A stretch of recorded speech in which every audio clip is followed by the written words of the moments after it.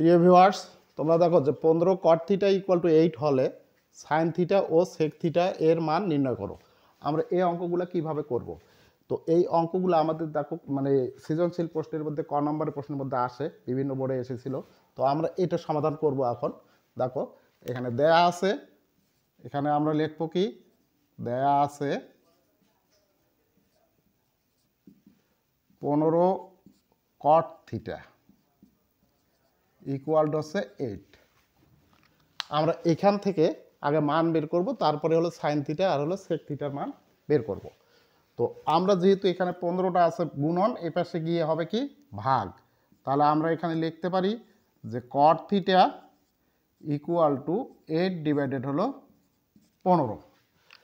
তাহলে আমরা দেখো কট সমান একটা জানি যে কট থিটা ইকুয়াল টু, এই যে কট থিটা ইকুয়াল টু ভূমি ভাগ লম্ব, ভূমি ভাগ হচ্ছে কি লম্ব, আমরা এটা সবাই জানি, অথবা ভূমি ভাগ লম্ব, আমরা এটা সবাই কিন্তু এটা জানি যে কট থিটার মান এটা, আর ট্যান থিটার মান এর বিপরীতটা, লম্ব ভাগ হচ্ছে ভূমি।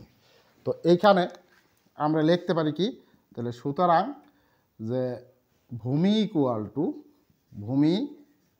হচ্ছে 8 আর লম্ব ইকুয়াল টু হচ্ছে 15। যেহেতু আমরা এইখান থেকে দেখো কট থিটা ইকুয়াল টু ভূমি ভাগ লম্ব, এখানে ভূমির জায়গা আছে 8 আর লম্বর জায়গা আছে 15। তাহলে এইখানে দেখো একটা সমকোণী ত্রিভুজের মধ্যে ভূমি আছে লম্ব আছে। তো এখানে যদি আমরা এরকম একটা সমকোণী ত্রিভুজ আট করি, এরকম সমকোণী ত্রিভুজ যদি আট করি, তাহলে এইখানে দেখো ভূমি আছে 8 আর লম্ব আছে কত 15। তাহলে আমাদের কি নেই, অতিভুজ নেই। তো এই অতিভুজের মান আমরা বের করব। তাহলে অতএব অতিভুজ ইকুয়াল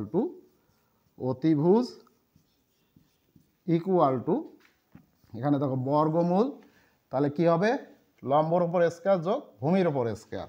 তাহলে এখানে লিখবো 15 তার উপর স্কয়ার প্লাস আর 8 তার উপর হচ্ছে স্কয়ার। তাহলে আমরা লিখতে পারি 15 15 225। আমরা জানি যে 15-র ওপর স্কয়ার দিলে হয় 225। এবার 8-এর ওপর যদি স্কয়ার দিই প্লাস হচ্ছে 8-এর ওপর স্কয়ার দিলে হচ্ছে কত 64। এবার দেখো এই যে 25 আর 64 আমরা যোগ করব, এখানে যোগ করলে কত হয়, তাহলে দেখো 5 আর 4 9, হাতে নাই, 6 আর 2 8, আর এখানে 2 লাগবে। এবার 200 কত হয়েছে 89। তাহলে 289 যদি আমরা বর্গমূল করি তাহলে এখানে পাবো কত 17। তাহলে অতিভুজ ইকুয়াল টু আমরা পেয়ে গেলাম 17। 17 গুণ করলে হয় 289। তো আমাদের কাছে মানে সে হলো সাইন থিটা আর হলো সেক থিটা। তাহলে আমরা দেখো এখানে সাইন থিটা ইকুয়াল টু আমরা কি জানি, লম্ব ভাগ অতিভুজ,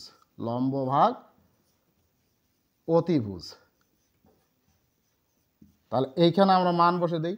লম্ব কত, দেখো লম্ব আছে 15, এখানে আছে 15, আর অতিভুজের মান কত 17, এখানে আমরা বসে দিলাম 17।